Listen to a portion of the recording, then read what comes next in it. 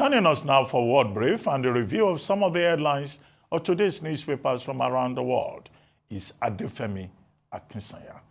Good morning, Adefemi. Good morning, Dr. Rubin. Good morning, Vimbai. And good morning, Rufai. Hope all doing well. Alrighty, let's take a look and see what is happening around the world. Well, firstly, I'd like us to jump back 4 years to the last US presidential election and Joe Biden's victory in Pennsylvania. Now, this is the state which holds the most electoral college votes. Now, in 2020, it came down to just 80,000 votes, despite about 7 million being cast. So very, very, very close. And this time around, polls currently suggest the race could be even closer. So it's no surprise that both Republicans and Democrats are throwing more money into the state than anywhere else. Let's take a look at this chart. According to data compiled by research firm AdImpact, $1 billion worth of political ads were aired in the 7 swing states between the 22nd of July and the 8th of October, with 21% of that being spent in Pennsylvania alone. The Harris campaign has outspent their rivals by nearly $160 million to $120 million in Pennsylvania since the vice president replaced Joe Biden on the Democratic ticket. For Harris, the importance of winning the state couldn't be clearer. No Democrat has won the White House without winning Pennsylvania since 1948. But at the moment, the poll suggests the race will go right down to the wire. Staying in the United States now, more than a dozen people have been confirmed dead after Hurricane Milton passed through Florida, though the number of deaths could rise as rescue workers make their way through floodwaters and debris. Now, more than 3 million homes and businesses are without power, while Governor Ron DeSantis says more flooding is expected in coming days. In St. Petersburg, on the west coast, the water supply has been cut. A crane crashed into a newspaper building and the roof of a Major League Baseball stadium was ripped off. Milton is moving into the Atlantic now, but many parts of the state are still flooded, with some people being rescued by boat. Now to the African continent, and I want you also, Rufai, definitely Dr. Rubin, I don't know if you were here even by this day, but a few weeks ago, when we were still in New York, we were looking at the African continent. And a few weeks ago, again, we were discussing Egypt and how it was sending arms to Somalia for a second time, because they are both, Egypt and Somalia, furious with Ethiopia. Well, things just got even more interesting. Take a look at this picture. You've got the presidents of Eritrea, Isaias Afwerki. Let's take a look at the presidents of these countries. Egypt's president, Abdel Fattah al-Sisi, and also the Somalian president, Hassan Sheikh Mohammed. Now, they've agreed to boost cooperation for the Somali army in order to confront terrorism and protect its land and sea borders in a move which leaves Ethiopia further isolated in the region. Now, the security agreement will unsettle Addis Ababa, which has thousands of troops in Somalia fighting against al-Qaeda-linked insurgents, but has fallen out with Somalia over its plans to build a port in the breakaway region of Somaliland. Now, let's take a look at the African continent. This is our beautiful African continent. And as you can see, you'll be able to see why this is significant. Here we have a generic map of our great continent of Africa. But then if we move in closer to Eastern Africa, we'll see that firstly, Ethiopia is completely landlocked. It's surrounded by Eritrea and Djibouti to the north, Somalia and Somaliland to the east, Kenya to the south, and Sudan to the west. Now, Ethiopia is looking for access to a seaport, which is why it has made this deal with the self-declared Republic of Somaliland in order to build one on its coast. This is a move which, as I said, has infuriated Somalia, which sees Somaliland as part of its own sovereign land. And so you may be thinking, how does Egypt come into this? Well, if you take a real close look at that bit of Ethiopia, you can see that blue line. That is the River Nile. The River Nile runs through Egypt and Sudan before reaching Ethiopia, and Egypt depends on the water from the Nile for its survival. And it believes that Ethiopia is threatening its survival after building that huge dam. I think it's called the Grand Renaissance Dam. It's a huge hydroelectric dam on the River Nile. So there you have it. This is what we're seeing. Again, a few weeks ago, it was just Egypt sending arms to Ethiopia. But now we can see that in Ethiopia, where the president, Abiy Ahmed, who won the Nobel Peace Prize back in 2019, after ending decades of hostility and a bloody border war with Eritrea, has now found himself even more isolated and surrounded seemingly by more enemies than friends. I mean, and the reason for all of this is survival, is the water. Because there is no how you can survive, especially when you're landlocked and you don't really have access to the port, because you need the port for a lot of things, sustainability, trade, agriculture, irrigation, movement of goods and services. And that's why you see that when the colonizers came, most of the countries on the coastline did very well. Hence the success of Lagos, because it was also a port. So when you look in detail here, that region is very fractured. Somalia and Somaliland having their own squabbles. Up there in Hargeisa, if you also look deeply, you will see other people trying to fight for sovereignty of even Somaliland itself, Puntland and the likes. So there's a lot of division there. And when you look deeply inside, Abiy is trying to assert himself. Yeah, you said Radley was given a Nobel Prize. He was given a Nobel Prize in anticipation that he was going to bring peace to that region. He tried his best, but obviously you remember his own fight with the Tigrayan forces, which Isas Afwerki in Eritrea too was helping him root out at a point, which when he dials back to initially, Ethiopia and Eritrea had their own long, protracted civil war before Eritrea could break out of it. So you can see all of that area is fractured. But this is about the dam that will give more possibilities to Ethiopia. But as it is today, is in a tight spot. So Egypt will look for those, that can also associate with it to be able to create sort of like a hedge. But the thing is, there are no permanent enemies in all of this. Scratch all of this collaboration you're seeing. If interest align the next minute, because after so many years of fighting, Isas Afwerki just became very friendly with, Abiy recently and all of that they had a grand parade in Ethiopia. But guess what? Scratch all of this. If Egypt needs something from Ethiopia tomorrow, they will align. If Somalia also needs something, they will align. So there are no permanent enemies in all of this. As regards America, yes, you said rightly, the last time was the 1948 elections where Democrats won without Pennsylvania. And it was a very tactical election because that was, what's his name, Harry Truman's first election. He went against Thomas Dewey. And in fact, it was an election where Harry Truman thought he was going to lose, so he went to sleep.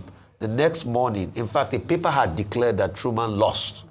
And the next morning when he saw the result, it was exactly, but the dynamics are different. Then the swing states used to be around California, Ohio, and the likes. But the dynamics are different. Pennsylvania, you can't do well without winning Pennsylvania at this point in time. And that's why you see those heavy spending are going on there. Agreed. Thank you, Rufai. Hurricane Milton, devastating, but I think largely those who are objective are saying that it's being well managed. However, how it has been politicized just, reminds us of the nature of politicians and human beings. So we've seen the back and forth mudslinging that has been happening between the Harris campaign and Ron DeSantis, and now Donald Trump has waded in. Joe Biden has also waded into it. Of course, all of this was all about because Donald Trump first made accusations. Sorry, it was Kamala Harris, actually, who started with the accusations that Ron DeSantis had not been answering her calls with regards to the disaster management, and to which he responded, well, in all her years as vice president, I've never spoken to her about disaster management, so why would I start now? Of course, this has become a bigger issue. So, it's unfortunate to see, such a disaster being politicized. I wish there would be more attention to just ensuring that, yes, I believe it has moved out into the ocean now, but there's so much destruction. I've got a number of friends who are there. You look at the videos every day, and yes, of course, they will bounce back and all of that, but really devastating to see, the destruction and how it's being now manipulated into a political tool. Now, very lastly, the Grand Ethiopian Renaissance Dam. Now, I believe you've summarized the biggest issues, but really the one thing that we need to mention is the fact that the Grand Ethiopian Renaissance Dam, because it is at the mouth of the Nile, what it does is it actually now has the capacity to limit the water that goes into Egypt. So already as of last month, I believe, there were some reports that when the dam gates were opened, Egypt didn't receive the amount of money, the amount of water, that it was supposed to receive. So you understand that, of course, this is a major, major issue, and we'll probably go back to questions around, I believe it was supposed to have 16 turbines before, now it only has 12. So issues around, was the completion of this dam done according to agreed treaties and plans? So hopefully the situation doesn't escalate further. All the countries involved in the conflict in the Horn of Africa, each one of them is fighting for its own strategic interests, which is the basic focus of international diplomacy. With Egypt, now the Grand Ethiopian Renaissance Dam, GERD, as it is otherwise called, dates back to the Anglo-Egyptian Treaty of 1929, when the UK decided to sign a treaty with Egypt on behalf of Ethiopia. In 1959, Egypt signed with Sudan. Sudan is also part of the issue, what they call the Nile River Agreement. Now, Ethiopia said, no, we will assert our sovereignty. In 2011, Ethiopia decided to come up with this dam for its own resources. Egypt kicked because, what do they say? No Nile, no Egypt. So Egypt then has been cultivating the friendship of Somalia, which is not a friend of Ethiopia. That's number one. Number two, Eritrea. Eritrea and Ethiopia fought what they call the Badme War and also the Tigray War. You know, many years of conflict between them. Both countries, Eritrea had to go to the International Court of Arbitration. So Eritrea is not a friend of Ethiopia. Somalia is aggrieved against Ethiopia because of Ethiopia's support in Somaliland, which Somalia considers a part of its territory. So if you find all these countries coming together, it's like, look, your enemy is my enemy. But in international relations, that's how it works. That's the thing behind that security cooperation that you have talked about. Now, the ad spend. When you talk about ad spend in American election, about 70% of presidential campaigns go into advertisement. And what we have seen since September 2023, and even more so since July, when Kamala Harris became the candidate of the Democratic Party, is that more money has been pumped into advertising campaign, particularly in Pennsylvania, where both parties combined have spent about $1 billion. In 2016-2020, where ad spend didn't quite have an impact. Because at the end of the day, the thing you have to consider is the impact. In 2016-2020, Donald Trump got a lot of support, free advertisement. He was in the news, so it didn't quite matter. That narrowed the gap. Yes. But in Pennsylvania now, the race, in terms of the last polls, is 47.2 for Trump and a higher percentage for Kamala Harris, where advertising will probably go to the undecided. Most of the people have made up their minds. And what will matter will be the electoral college. And that's why the swing states are important. Absolutely. Pennsylvania has 19 electoral college votes. So that's why there's that concentration focus on Pennsylvania. Other states that will require concentration are the other swing states, Nevada, Georgia, Michigan, North Carolina. Yes. You know, so that's how it is. Indeed. But California has 54 votes.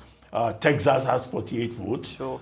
New York has 28 votes. So it's a battle for electoral votes. Agreed. Because that's what will determine the outcome of this election. Thank you, Dr. Reuben. Thank you all for your comments. Let's move very quickly on to our newspapers. And we begin in Nigeria with the front page of This Day. And as you've all rightfully noticed, today is International Day of the Girl Child. And This Day has a quote from Vice President Kashim Shettima, who says, "A child out of school today is a serious threat to the region tomorrow." That's also as the Nigerian Governors Forum says, marriage, poverty and gender-based violence affects girls' education and empowerment. And staying on the theme of education, the federal government says it will launch a transformative Vanguard framework to improve and provide quality education. Now, to the New Telegraph now, it looks at corruption on its front page. Former Minister of Information, Chief Edwin Clark, in a letter to the Chief Justice of Nigeria, Justice Kudirat Kekereekun, He warned her that corruption is the bane of the judiciary and asked her to consider undertaking a reorganization of the Supreme Court and its associated bodies in order to tame this issue, in order to save it from collapsing. Moving on to The Guardian now, and corruption is also leading on the front page. Its headline says Nigeria is a place where the anti-graft eagle turns a blind eye to sacred crows even. If you read the associated article, you'll find that it's a scathing criticism of the EFCC, the Economic and Financial Crimes Commission. It says that the body was set up all of those years ago to tackle the corruption ravaging the country's coffers, but it's now largely being used as a political weapon. The Vanguard also stays with the petrol price hike, as it has done throughout the week, as more groups and individuals insist on a reversal.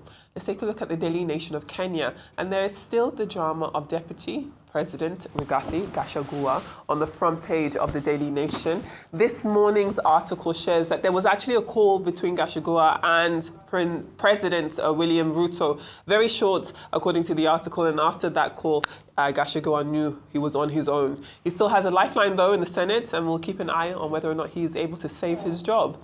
The Citizen of South Africa looks at the mammoth costs for VIP healthcare in the country.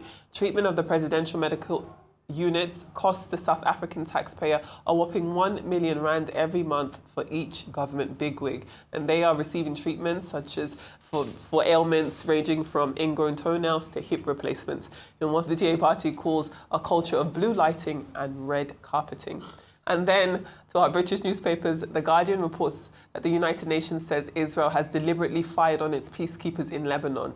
Now, these are fresh accusations against Israel, again being accused of violating international law. And finally, the Daily Telegraph has a photograph of the Princess of Wales as she returns to public duties following the completion of her cancer treatment. And there's also news that private hospitals are set to rescue the NHS. There's a £1 billion proposal to clear waiting lists as treatment for 2.5 million patients could start within weeks. I mean, that was what we were talking about yesterday. Yesterday, wasn't it? The inefficiencies of the NHS and the fact that it's not all Uhuru yet. And speaking of that, also, Nigerian hospitals are benefiting from that because for those waiting lists, people are coming here. But I'd quickly like to talk about what is happening in Kenya. Very, very quickly, yes. The truth has to be said as regards Kenya.